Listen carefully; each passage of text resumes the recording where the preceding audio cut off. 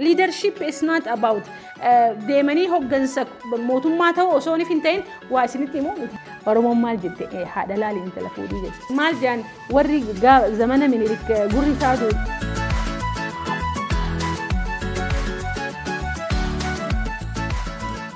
Ashama harka fuunee daawwattoota keenya bakka jirtan marattuun nagayaa fi fayyaan milkaa'inaa fi guddina isiniif hawwaa hogganaan gaariin maaliin beekama yookaan ati kamiin mana kan kee hoggantaa maatii kee hoggantaa dalagaa tan kee hoggantaa barnoota kee hoggantaa fi waan sana jiru bal'inaan laallaa egaa ana isinii wajjin turtu Su'aad Muhtaarii akkuma beektan chaanaalii kana akka gaariitti waliin guddisuudhaaf wanni isin yaadni isin nu kennite waan nu barbaachisuuf koomentii hin raanfatina akkasumatti nama fayyada jettanii yoo yaadan sheerii fi akkasumatti laayikii fi sabskiraayib godhuu yaadi hin raanfatina. Turtii gaarii quality of a leader namni tokko dur hajaamu maali hoggansi kennaadha waan jaamutu jira ture school of thought duraarratti duraan amma garuu maaltu jira kennaadha waliin dhaloota namni hogganaa ta'u barri jaameetti ta'aman ideology adda addaatu jira. Unfortunately ideology lee jirtu san keessa ati yoo jijjiirama dhugaa barbaaddu taate hogganaa namuu ta'uu ni danda'a. Akkuma harki kan kee katabbuudhaaf irratti aarsaa kafalteetti atis hogganaa gaarii ta'uudhaaf hoggantuu gaarii ta'uudhaaf aarsaa kafaluun dirqamaa jechuudha. So quality lee kudhantu jira namni tokko hogganaa gaarii ta'uu isaa kan beeksisu. Quality lee kana ni qabdaa laata check of godhaa katabaa deema. So quality duraa kan hogganaa cimaa hogganaa gaarii quality isaa ta duraa maali? He has a visionary dha jechuudha. Maalifi namni kuni maatii isaa tanarratti maatiin tun eessaa kaatee eessa gahuu ka qabdu yoonii fi mul'atan qabaanne akkasumatti barnoota isaa kana eessarraa kaasee tokkoffaa bahuu maaliif akka barbaadu boru akkana godhee akkas godhee sadarkaa gaarii irra gahuudhaaf mul'ata qabaachuu qaba jechuudha. Maaliif gusan hogganuu danda'a yeroo isaa hogganuu danda'a waan qabu hundaa'u hogganee barataa eebbifamu ta'uu danda'a. Akkasumatti biizinasni kan kee yoo ati hogganaa gaarii ta'uu hin danda'in yoo ati hoggansa gaarii hin qabaanne warroonni si wajjin dalagan si wajjin turuu hin danda'an warroota si jalatti qaxaramanii dalagan karaa dheeraa waliin deemuu hin dandeessu. Akkasumatti dalagaa adda addaa irratti namoota waliin dalayduu fi namoota waliin haasawuu fi namoota waliin ooltu kana hundaa'u yoonii fi ati hogganaa gaarii ta'uu hin dandeenye waliin deemuu hin dandeessu. Viijinii si barbaachisa jechuudha. Arra bakka jiruutu jira kubbaaniyaan kan kee. Kubbaaniyaan ati arra jalqabde kun arra jalqabde. Ammoo kubbaaniyaa kana guddistee baru bakka guddoota akka ga'uu barbaada. Yoo hogganaa ta'uu quality hoggansaa hin qabaanne akkamitti kubbaaniyaa tan teetana bakka guddoo gahuu dandeessista. Irra hedduun nama akkuma isin jedhe leadership politikaa qofatti fayyadamna nutti fakkaata. No haati ilmaan isiitiif liidera. Ilmaan isii hogguni fi haati waa gootu ijoolleen kooppii gooti. Kooppii akkasii godhan yoo beekte ati hoggansa bilcheeffattee deemte mana kan kee keessatti ati hoggantuudha. Abbaan ilmaan isaatiif hogganaadha. Barsiisan barattoota isaatiif hogganaadha. Barataan yeroo isaatii fi barnoota isaatirratti hogganaadha. So hoggansa waan takka qofaa walitti qabsiisu osoo hin ta'in daily basis practice goonaa daily basis jiruu teenya keessatti daily itti fayyadamaa jirra. So san keessaa dura ati mul'anni ati maatii teetiif qabdu mul'anni ati dalagaa teetiif qabdu mul'anni ati hawaasa keetiif qabdu maali? Maaliif quality'n dura sawwaan taate? So business isaaniitiif maal qaban mul'ata qaban maatii isaaniitiif mul'ata qaban innaa hogguma hundaa'u they have a big dream than their followers. So kan warroota isaan hoggananirraa warroota isaan hogganan sanirraa isaan maal qaban mul'ata guddaa qaban mul'ata namoota san enroll itti godhan waan ajaa'iba. Mark Zuckerberg gaafa dura waa'ee Facebook uumuudhaa yaade ijoollee isaa wajjin doormii takka keessa galtu maal godhe inni itti mul'ata qabaatee miti koottaa jeen ani mul'atan qaba mul'ata kiyya kana waliin daliinaa koottaa jeen nama shan afeer shanan keessaa sadii isa maal godhanii didaniiti lama isa jooyin godhanis maal godhe jechuudha.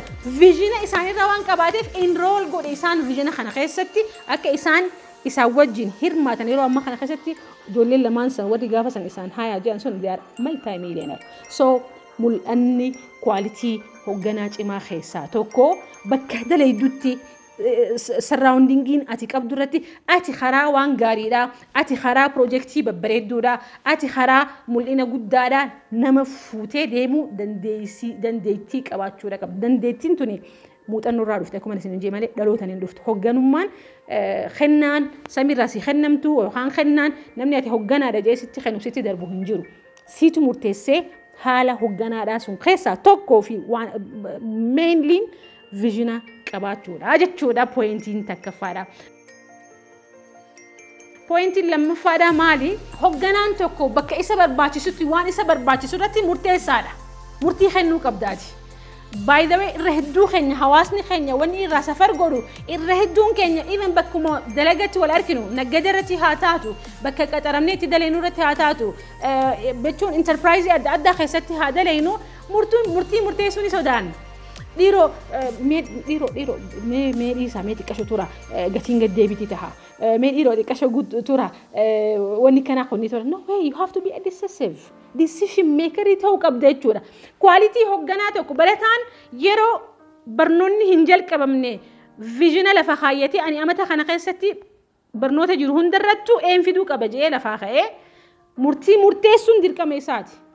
Maaliif yoo murteessuu baate ka'ee yeroo qo'atuun isa barbaachisutti ka'een qo'atu yeroo rafuun isa yoo muguu baate illee rafuun isa jiraannan ka'ee rafu yusi arraanta namaaliin qo'achuu qaba eenyu wajjin saahiba ta'uu qaba maaliif yooni fi murteessitee warroota useetuma deemnee hootu shaayii dhuwinaa hootu laanchuma deeyneti teenyitu mahaasowinaa warra jedhurraa if hambisee murteessee of course joollota saahiboota saasanii wajjin deemee haasa'uu chiil godhuu maaltu jibba garuu he has to be a decisive decision make inni arra godhuutu amata boodan gaafa inni barnoota isaa fiixesanii bakka inni barbaachisan isa geessisiisa. Waan dhiisuu qabdu fakkeenya barnaan tanaati hiriyaa dhiisuu qabdu yookaan I'm sorry aarsuu sijaaraa aarsuu dhiisuu qabda ta'a aarsuu akka qabdu ni beekta akka aarsuun tuni qaama kan keessimiitu ni beekta yooni fi aarsuudhaaf decision fudhatin murtii hin murteessin ati if hoogganuu hin dandeenye namni if hoogganuu hin dandeenye akkamiin maatii isaa hooggana namni maatii isaa hoogganuu hin dandeenye akkamiin hawaasa isaa hooggana namni hawaasa isaa hin hoogganin akkamiin biyya isaa hoogganuu danda'a. So hooggansa jechuun mana keessaa jalqabaa waliin isin hin jeefsaniif hooggansa guddaa san biran deeminaa isin dura ati if hoogganuu yeroo tantee hoogganuu danda'a jirta. So decision making jechuun bakka is a very important crucial in human life. Irreedduun namaa akka mana jijjiirrachuu qabu osoo beekuu lakki osoo jee'u finally namni warri manaa dhufe isaariya akka amala isaa jijjiirrachuu qabu osoo beekuu finally khasaaraa meeqa boodan if arga sanuma boodaanuu even ammallee murtii kennuu dhaba isatti waa hedduu waan amma godhuu qabdu boodatti dhiisutti wanni meeqa businessni kan kee meeqa badee sharikonni ati qabdu meeqa si jibbee maaliif ati nama murtii kennuu mitire murtiin kennitu ni sodaata haagoonu haa deemnu nama gaafatta murteessuu deemtu irratti nama gaafatta yommuu hoogganaa cimaa taate murteessite kanarratti waan dhufaa hundaa'u acceptii godhuudhaaf if qopheessita malee nama hin gaafatu waa isinitti immoo hangam takka akka dipendentii ta'an uffata bitachuudhaaf dukkaana dheeneti narraan bareedu namaan jedha uffataatii fi uffattu nama gaafatta murtii decide uffanni kee si gammachiisa mana kiyya dhiiroo qalama akkamiin dibadda jetta teessee manni kan keeti si keessa jiraata inni keessa jiraatu namni keessa jiraatu so hoogganaan tokko kan mana isaa akka gaariitti hooggane maaliin beekama kwaalitiin isaa tokkoo fi guddoon isaa maali decision make godhuu danda'a yookaan murteessuu danda'a jechuudha simply waan jiru keessatti hogguma hundaa'u kan biraa maali hogguma hundaa'u they decide to do what is right.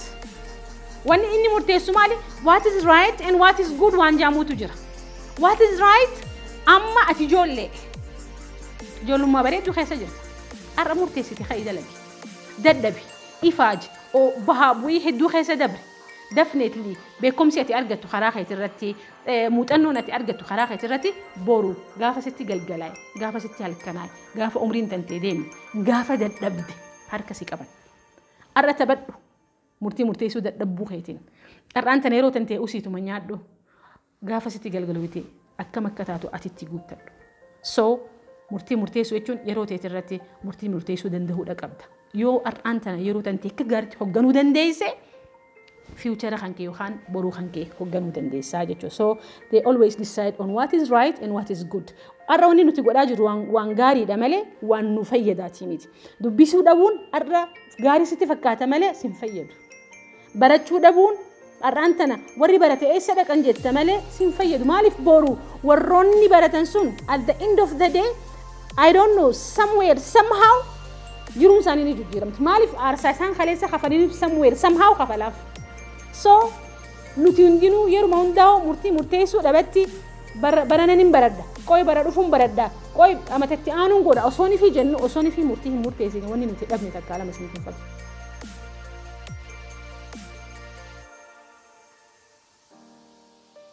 Pointiin sadaffaadha hogganaan gaariin yookaan quality hogganaa gaariidha maali? Display a commitment. Waan dalagu keessatti waan argisiisu keessatti maal agarsiisa? Commitment agarsiisa yookaan murannoo agarsiisa. Maal jechuudha? Yaaboo ani ni rafaadee mi dalagina mana man jedhu miti. Ati akkuma isin jee hogganummaan ka jalqabu manaayi haati gaariin ilmaan gaarii dhaguddiste. Oromoon maal jette? Haadha laaliin intala fuudhii jette. Haadha laaliin intala fuudhiin waan hunda keessa jira. Ati hangam takka jiruu tantee fooyyessuuf barachuuf if jijjiiruuf yoo asiin siitoo baate asiin yaaluuf yoo asiin dadhabde asiin yaaluudhaaf hangam takka commitmentii agarsiista. Hogganaan hogguma hundaa hun dadhabu. Deemaa godhaa namaan hin jiru hoottaanii goonaa namaan hin jira. Deemiti mokkoris hin jiru hoottaa waliin mokkora. Even si dura deemiti karaa jabaa karaa caccabaa si diriirsee hootturra beeksee hin jira.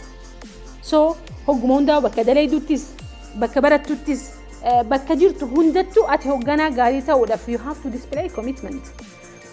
Waan ifiif hin qabne namarraa hin barbaadin commitmentii ati hin qabne akka namni fidu hin barbaadin ati hin dubbistu ammoo akka ilmaan kan kee dubbisan barbaadda. Ati sigaara aarsita akka ilmaan kan kee aarsinee barbaadda. How come waan ifiif hin dalagin akkamitti akka namni dalagu barbaadda ati? It is impossible. Maaliif abbaa argitee ijoolleen karaa abbaan deeman deemti. So display commitment maal godhuudhaan commitmentii isaanii agarsiisa yookaan murannoo isaanii maaliin agarsiisan waan jalqaban takka ifiif hidadhabanii deemii namaan godhin jaan ifiif itti citanii itti muramanii irratti aarsaa kafalanii maal godhan persistii godhuudhaan irra deddeebi'anii agarsiisan. Then they did it. Finally, you see, nuti haagaruu eega isaan godhan boodan arkina. Then determination qaban jechuun murannoo waa dalagan gudduna gana isin gammachiisan baay'ee warroonni commitmentii qaban hogguu waa godhaa jettanii deemeetii kanas godhee sanis godhee kanas godhaa. I mean if in qorqoodu my goodness.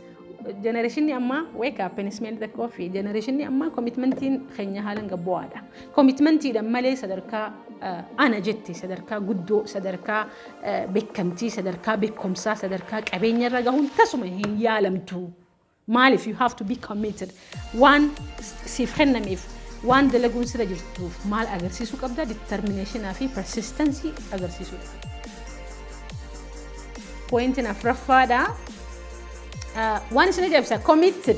Commitmentiin yeroo hedduudha deebiti. Maaliif commitmentiidhaan malee eenyummaan jabduun hin ijaaramtu. Commitmentii yookaan murannoodhaan malee leadershipiin hin ijaaramu. Murannoon malee maatiin cimtuun hin ijaaramtu. Murannoon malee barnoonni cimaan hin ijaaramu. Murannoodhaan malee biizinasni guddaan hin ijaaramu. Kaampaaniin gurguddoon hin ijaaramtu. So murannoon isaan qaban committed to personal growth. Hogguma hundaa'uu barachuudhaaf if guddisuudhaaf if kunuunsuudhaaf maali warroota murannoo qabanii pointiin afuraffaadha. Murannoo maaliif jala buuse jennaan yaalaniin diisan yaalanii uf jaaniin diisan dadhabeen jaan they always persist to learn new things. Technology haaraan yoo dhufe kaampaanii isaanii keessa hogguma san addaaptii godhan hogguma san adjust godhan. Leadership is not about deemanii hoggansa mootummaa ta'uu osoo hin ta'in waan dalagan keessatti waan guyyaadhaan agarsiisan keessatti always waan haaraa barachuudhaaf maaliif informationni haaraan guyyuu jira. By the dur barnoonni yeroo dheeraadha fudhata ture ni beeytanii dur namni computer hin jiru maali silkiin hin jirtu ammayyummaan akka ammaa hin jirtu amma garuu even silkiinuu baatii torbatti haaraan baati. So silkiileen haaraan baatu tuni software haaraa wajjin dhufti. Waan haaraa kana kubbaaniyyaa isaanii keessatti dafanii apply godhuudhaaf barachuudhaaf information haaraa yaada haaraa jijjiiramni haaraa ni guurufi adjust godhanii adapt godhanii kubbaaniyyaa isaanii san guddisuudhaaf hogguma hundaa'u they are ready and willingness. Maal jaan warri zamana minilik gurri isaa duude hadaraa minilik jaa jette Oromoon ta'e.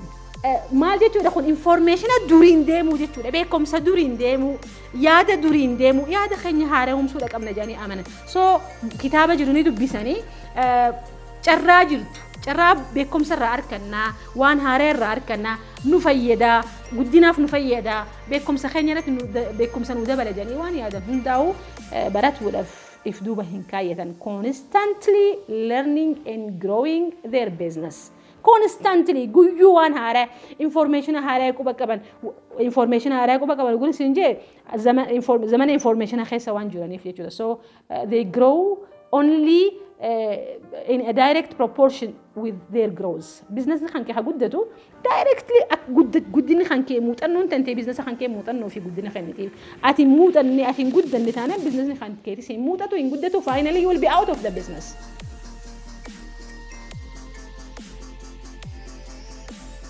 point in shanafada the willingness or the power to continue yero heddu hoggansi waan by the energy hoggaati dabde energy si khanu waan cimaadha so maal goda hogganaan kuni energy gaafa dabde guni fi hamilee dabde namni kun hamilee daba namni kun abdii murata abdii tiimii murati akka inni fuula duratti fufu godhu itti fufu gaafa injifamtee galte akka fakkeenyaaf yoo kubbaa taphattu yookaan yoo fi fiigichatti dalee yoo barataa taate baratoonni ati dalee I mean sometimes ni dadhabda hogganaan hin dadhabu maal goda continue maalif yaalii keessa deddeebii keessa wanni gaariin dhufti jijjiiramni guddaan dhufa bu'aan guddoon dhufti beekumsi guddaan dhufa eenyummaan cimtuun dhufti jedhee waan amanuuf itti fufinsa eenyummaa isaati qualitiin guddoon isaa itti fufinsa isa abdii muratuun agartu khaleessallee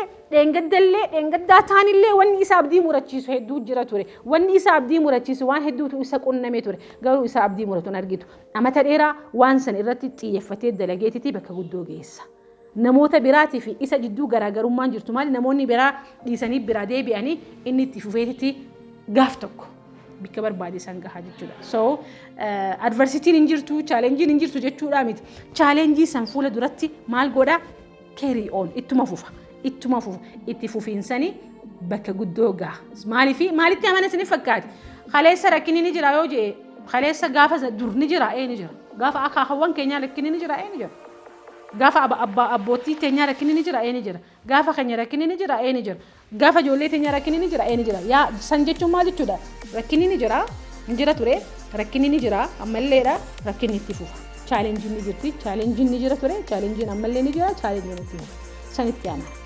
challenge life is all about challenge and challenge solving je amana jiruun rakkina irraa qulqulleeyte jiruun yaa rabbii khiyya maalin si gode jaan hin jirtu jiruun rakkina irraa qulqulleeyte ni jirti jiruu hirriibaa qofa jiruu isaniituma lafaniituma kaaniituma nyaatanii akka eenyu sidin yoo kasti hajiraachuu barbaadu taate ati hoogganaa ta'uu dandeessu jechuudha so hoggumon daaw itti fufuudhaaf if qopheessiti itti fufa hoogganaan cimaan yookaan hoogganaan jabaan qualitiin jaffaadha solution oriented rakkinni ni jira rakkinni ni dhufa rakkinni ni khota kuma waliin jenne hoggumon daaw rakkinni guni fi happente biyya keessatti mana keessatti bakka dalagatti rakkina dhufee bar yaaboo akkamuma taana je'ee taa'ee dubbii san alalchee hinaaso waan akkam fiddu dubbii alalchite haasoo iteef maal godhuudha qabdaa you have to be a solution oriented okay rakkinni dhufee mi rakkina dhufe kana kamiin furmaan isaa maaltu itti aana sammuu san qabaachuudha qabna obboleeyyan kiyya sammuu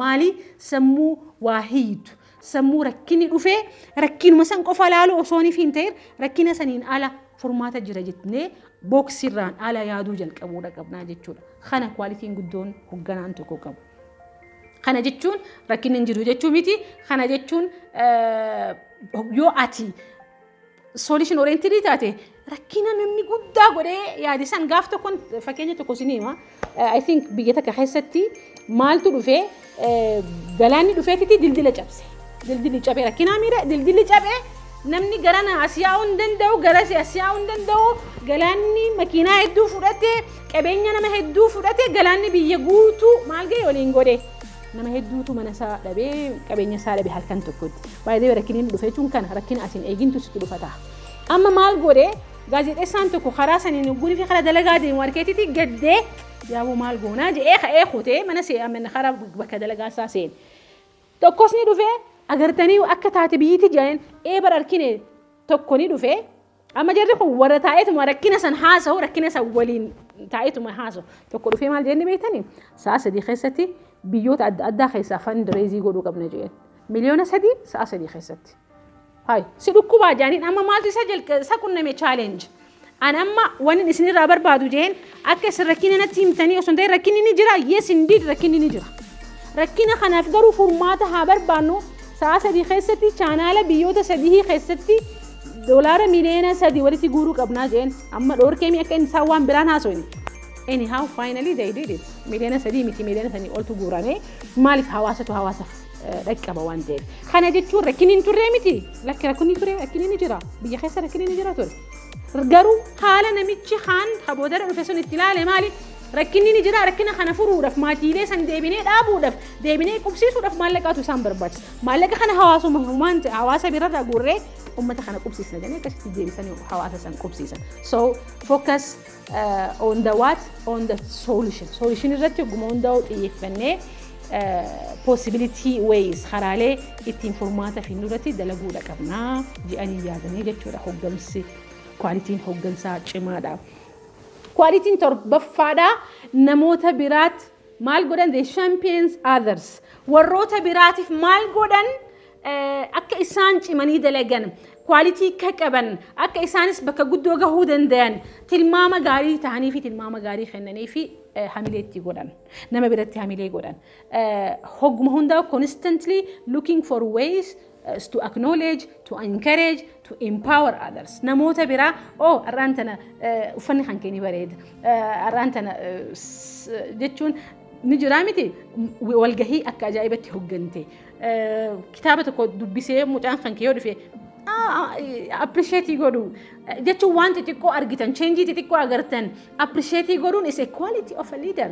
Yeruma hundaa'u naqaafii ta'uu negatiivii haasa'u osoo hin tahin appreciate godhu jabaadhu goobas ambessa ati nama khaleessa appreciate godhu bakka tanaan si gahe ani nama khaleessa appreciate na godhe jechoota gaarii fi appreciation gaarii na kennitu bakka tanaan nage saniifuu nuti hundinuu namootatu waanuu kenne waan ta'eef nutis namaaf waa kennu namaaf gumaachuu qabna appreciate godhuun afaan isaaniirraa hin dhabamtu hogguma hundaa'u kana jechuun isaan dalaganiiti namoota biraatis akka dalagan godhan saniin booda harka dhahaniif jechuudha appreciation kana jechuudha so always guddachuudhaaf guddinni guddaan kadhufu kophaa kan fiddu tiimiin si wajjin dalagu namni mana kan keessii qulqulleessu namni biiroo teessii qulqulleessu barsiisan kan kee kan kutaa takkaa miti keejii si barsiisee baadiyee si barsiisee sun hundinuu walitti dabalamaniiti eenyummaa tan ta'e irraa kanaaf gumaacha guddaa si gumaachan kophaa ta'e hin dhufne kophaa ta'e bakka takka illee dhaquu hin dandeessu. Manni chaayinaa jecha tokko qaba yoonii fi saffisaan fiiguu barbaadde kophaa fiigi yoommoo karaa dheeraa deemuu barbaadde namaa wajjin deemudha. Kubbaaniyaan gurguddaan bikka guddoo geesse maatiin gurguddattee ilmaanii arkitee jechuun neemit hundinuu warroota value namaa qabanii fi akkasumatti jointiin dalaguu namaan maleen bareedu namaan maleen guddadhu kophaa kiyya bakka takka illee dhaquu jettanii yoo amantan qofa sadarkaa guddoo gahuu dandeessan suni quality liidaraa cimaatii jechuudha. Qualitiin liidaraa 8ffaan hogguma hundaa'u jijjiiramaaf qopheessanii ta'an. Jijjiiramni ni jira kuma reefun tana waliin jenne already xiqqashatu inni turre accept change. Lemon change is consistent.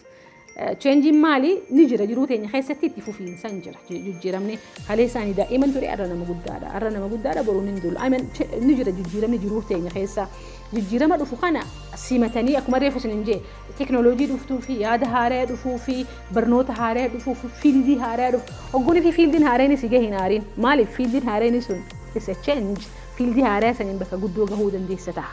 Waan haaraa hogguma hundaa'uu duran dhaabbatina. Liidarri yookaan hogganaan waan haaraa dhufu negatiivii qofa osoo hin ta'in expectiivni inni godhuu qabu wanni bareeduun isa bira ni jira ta'a. Waan haaraa irraa hin baradha ta'a jedhee karaa adda addaatiin yaaduudhattu isarra jiraata.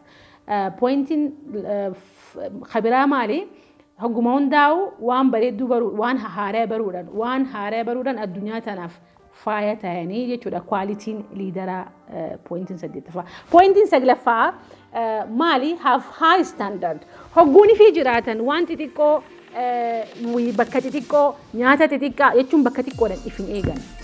Gaafa kubbaaniyyaa isaanii xiqqoo jalqaban bakka guddoodhaan jalqaban jechuun gaafa jalqaban bar waan xiqqoorraa jalqaban garuu waan guddoon jalqaban standardiin isaanii guddoo brandii isaanii ammarraa eeggatan hogguma hundaa'u maqaa isaanii tiisan kubbaaniyyaa isaanii guddisuudhaaf eenyummaa isaanii tiisuudhaaf waan guddoo dalagan high standardiin dalagan wanti xiqqoo jechuun maqaa xiqqaa dalagaa xiqqoo hin fedhan maaliif kubbaaniyyaan maqaan gurguddoo qabdu hundinuu kaleessa taappellaa xiqqoo irratti ani ni yaadadha tanaan dura waa'ee Admaas University College yoo dhageessan